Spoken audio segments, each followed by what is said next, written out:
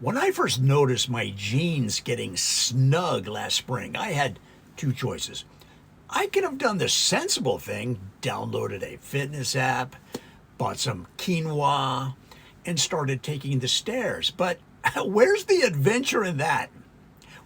Where's the narrative arc? Instead, I looked at my softening midsection and thought, you know what this needs? Commitment. See, anyone can gain 15 pounds by accident. That's amateur hour. That's what happens when you discover your grocery store delivers ice cream at 2 a.m.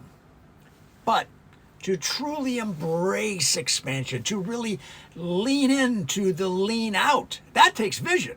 That takes planning. That takes a loyalty card at every fast food establishment within a 5-mile radius from here. I developed what I called the go big, then go home strategy. Step one, achieve maximum capacity. Step two, figure out step two later.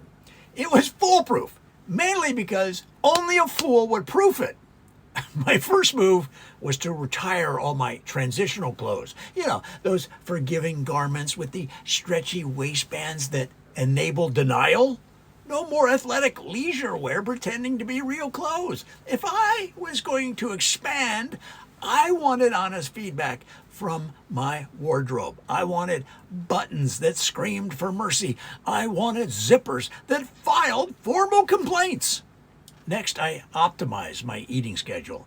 Breakfast at 7, second breakfast at 9, pre-lunch at 11, lunch at noon, post-lunch recovery meal at 2, pre-dinner snack at 4, dinner at 6, dessert at 7, and what I called midnight regret at 11:45 p.m. I was like a hobbit with a credit card and no impulse control. The grocery store became my second home.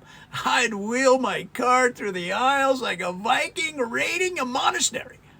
Except the monks were bags of chips, and the sacred texts were frozen pizzas. The checkout clerks knew me by name. Hey, one of them, Sandra, would shake her head and say, "Training for something?" And I'd reply, "Yes, Sandra. Hibernation." My friends tried to stage interventions, but I was too quick for them. "Hey, Joe, want to go for a hike?" Only if it ends at a buffet. Hey, Joe, how about joining the gym? Is it next to that new taco place?" They'd eventually give up, which was fine. More room for me at restaurants. The beautiful thing about purposeful weight gain is that you become an expert in your craft. I knew which pizza places had the greasiest pepperoni. I could tell you the exact oil content of every French fry within a 10-mile radius. I developed a rating system for donuts based on their glaze to cake ratio. I was basically a food critic, if food critics were scored on volume rather than nuance. But the real mastery came in the justifications. Oh, I'm bulking for winter.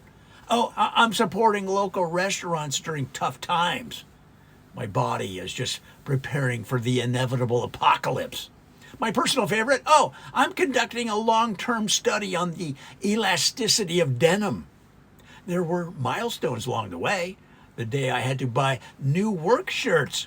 The afternoon I got winded playing video games. The morning I realized I'd develop a relationship with my delivery driver that was deeper than most of my friendships. "How's your mom's hip, Mary?" "Better, thanks for asking." Extra cheese is in the bag. Of course, there were challenges. Airplane seats became my nemesis. Booths at restaurants turned into logic puzzles. Tying my shoes became a yoga routine that would challenge a Cirque du Soleil performer.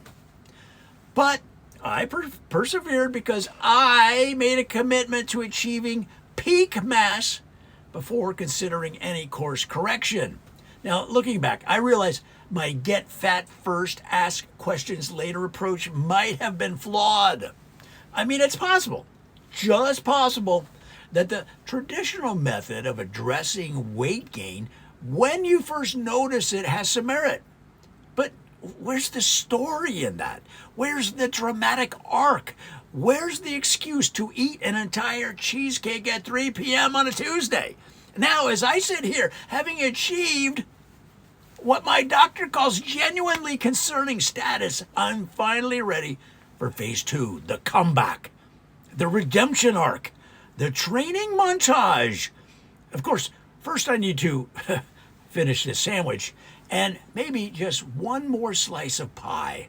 You know, for closure. After all, you can't have a dramatic weight loss journey without first creating something to lose. I'm not procrastinating. I'm building narrative tension. And if that narrative tension happens to be held together by straining buttons and optimistic elastic, well, that's just good storytelling.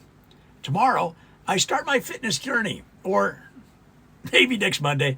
You know, Mondays are better for new beginnings. Everybody knows that. Plus, I heard there's a new burger place opening this weekend right here in town, and it would be rude not to support local business. Come on. The horses will be reined in eventually, but first, let them run free through the all-you-can-eat pasture of life. Because if you're going to do something wrong, you might as well do it so spectacularly that it becomes its own kind of right. Now, if you'll excuse me, I have a date with a family-sized lasagna that's really more of a suggestion than a serving size.